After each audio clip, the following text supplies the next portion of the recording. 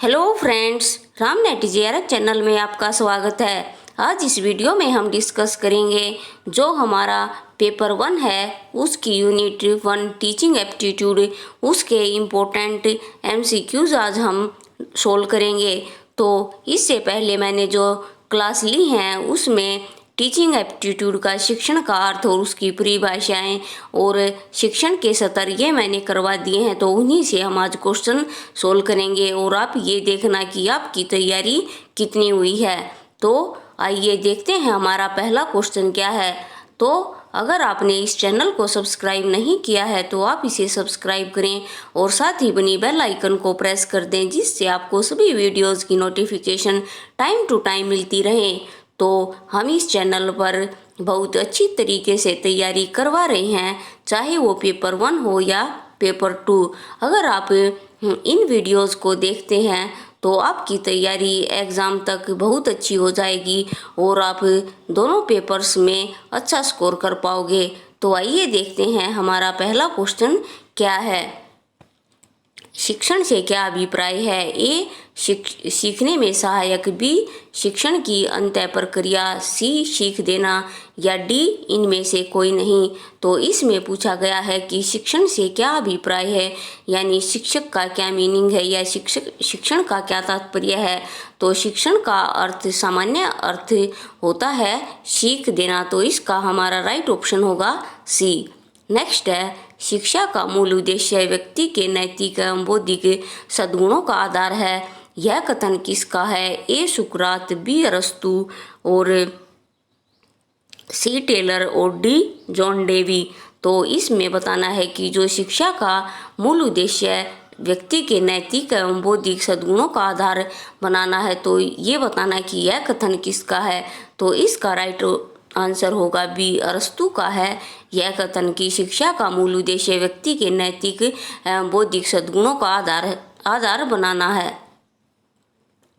अगला क्वेश्चन है, शिक्षण से मेरा अभिप्राय बच्चे और मनुष्य के शरीर, मन और आत्मा में विद्यमान सर्वोत्तम गुणों का सर्वांगीण विकास करना है। यह कथन संबंधित है ए सर्वपल्ली राधाकृष्णन, बी जवाहरलाल नेहरू, सी महात्मा गांधी और डी अब्दुल कलाम आज़ाद। तो इसका हमारा राइट ऑप्शन होगा सी महात्मा गांधी। तो शिक्षण से मेरा अभिप्राय बच्चे और मनुष्य के शरीर, मन और आत्मा में विद्यमान सर्वोत्तम गुणों का सर्वांगीण विकास करना है। तो यह हमें याद रखना है कि यह महात्मा गांधी जी का कथन है। अगला क्वेश्चन देखते हैं, शिक्षण वह संस्था है जिसका केंद्रीय तत्व ज्ञान का संग्रह करना है। यह कथन किसका है? A Smith, B Raymond, C Gage और डी फिलिप्स। तो शिक्षण वह संस्था है जिसका केंद्रीय तत्व यानी जिसका सेंटर पॉइंट ज्ञान का संग्रह करना है। तो यह कथन किसका है? तो इसका हमारा राइट ऑप्शन होगा डी फिलिप्स का यह कथन है। अगला क्वेश्चन है, शिक्षण एक पारस्परिक प्रभाव है जिसका उद्देश्य दूसरे व्यक्तियों के व्यवहारों में अपेक्षित परिवर्तन लाना है। यह कथन किसका है?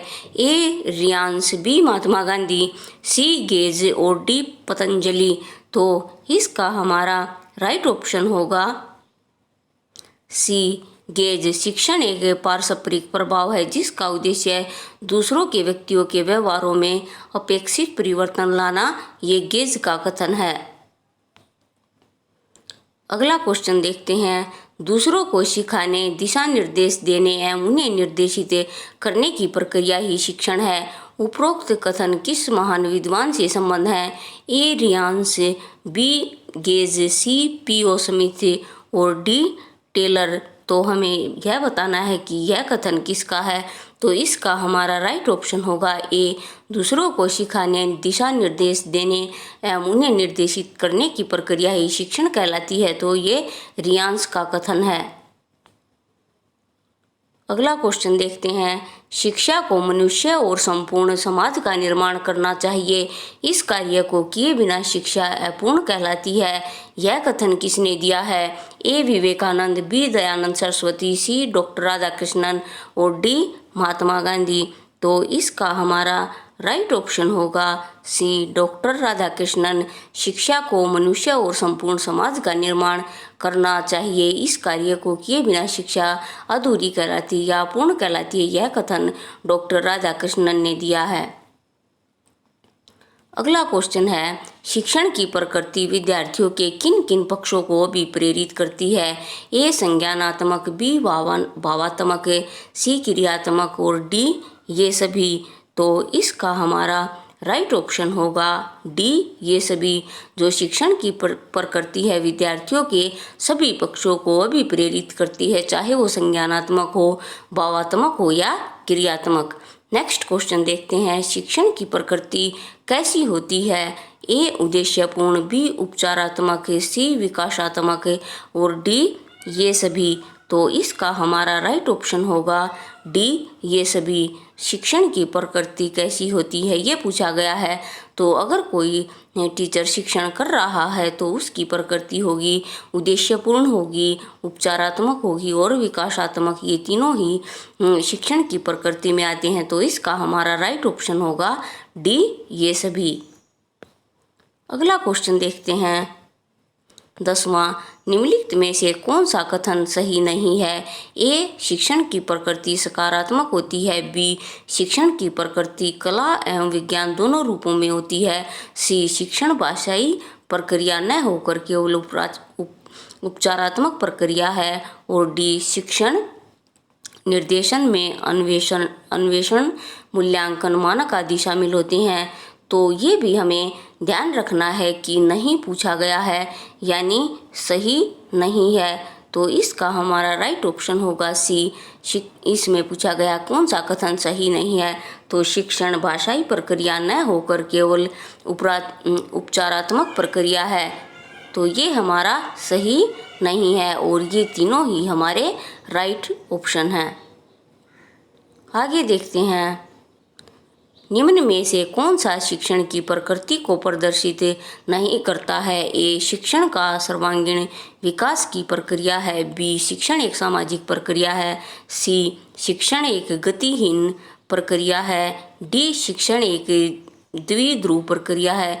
तो इसमें पूछा गया कि कौन सा शिक्षण की प्रकृति को प्रदर्शित नहीं करता। तो इसमें भी नहीं दिया गया है। तो इसका हमारा राइट ऑप्शन होगा सी। ये सही नहीं है।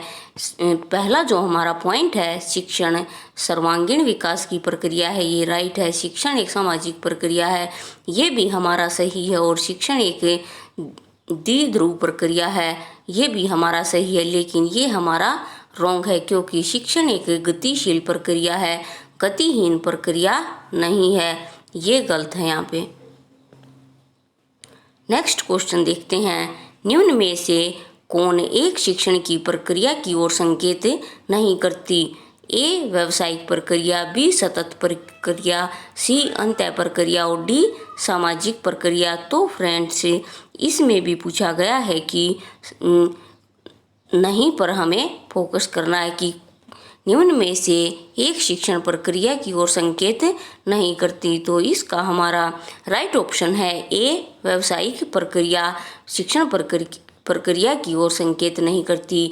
और ये तीनों ही ऑप्शन हमारे राइट हैं, सतत प्रक्रिया, अंतः प्रक्रिया और सामाजिक प्रक्रिया।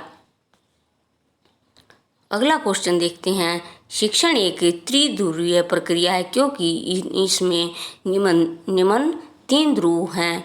ए छात्र विद्यालय शिक्षक, बी छात्र शिक्षक पाठ्यक्रम, सी प्राचार्य विद्यालय शिक्षक और डी अध्ययन पाठ्यक्रम और छात्र।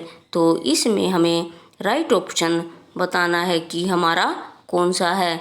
तो इसमें हमारा राइट ऑप्शन है बी। इसमें छात्र शिक्षक और पाठ्यक्रम ये तीनों ही 3 चीज़ें मेन होती हैं और ये हमारे रॉन्ग है। छात्र विद्यालय शिक्षक अगर पाठ्यक्रम नहीं है तो शिक्षक किसे पढ़ाएगा?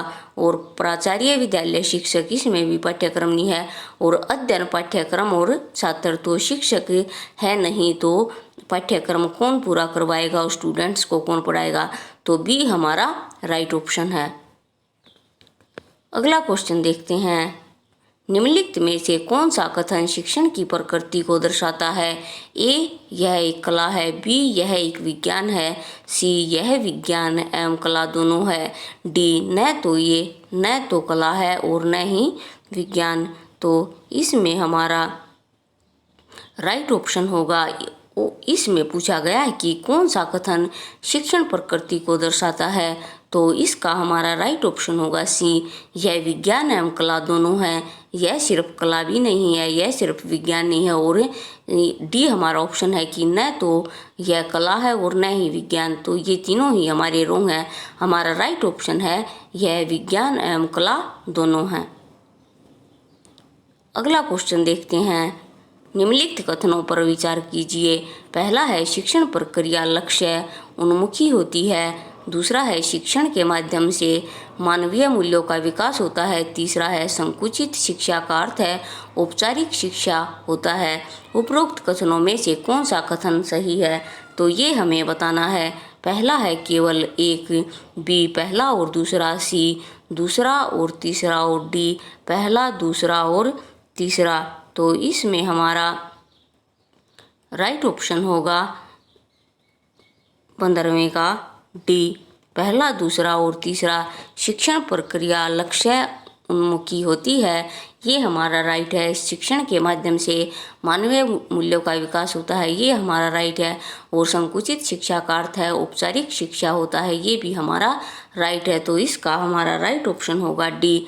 तो आज हमने इस वीडियो में 15 क्वेश्चन किए। तो आप मुझे कमेंट बॉक्स में कमेंट करके बताएं आपके ये कितने क्वेश्चन सही हुए, और अगर आपके ये गलत होती हैं तो इससे पहले मैंने जो टीचिंग एप्टीट्यूड की क्लास ली हैं आप उन्हें पूरी देखें और पढ़ें, तब आपके ये सारे क्वेश्चन सही होंगे। तो फ्रेंड्स, आज के लिए इस वीडियो में इतना ही। मिलते हैं नेक्स्ट वीडियो में और नए इम्पोर्टेंट और इंटरेस्टिंग टॉपिक के साथ। तो इस वीडियो को लाइक करें, चैनल को सब्सक्राइब करें और ज़्यादा से ज़्यादा शेयर करें। जो भी स्टूडेंट्स हिंदी मीडियम से पेपर 1 की तैयारी कर रहे हैं सभी को इन वीडियोज़ का लाभ पहुँचे। तो फ्रेंड्स, तब तक के लिए खुश रहिए, स्वस्थ रहिए और अपनी ज़िंदगी में आगे बढ़ते रहिए। Thank you.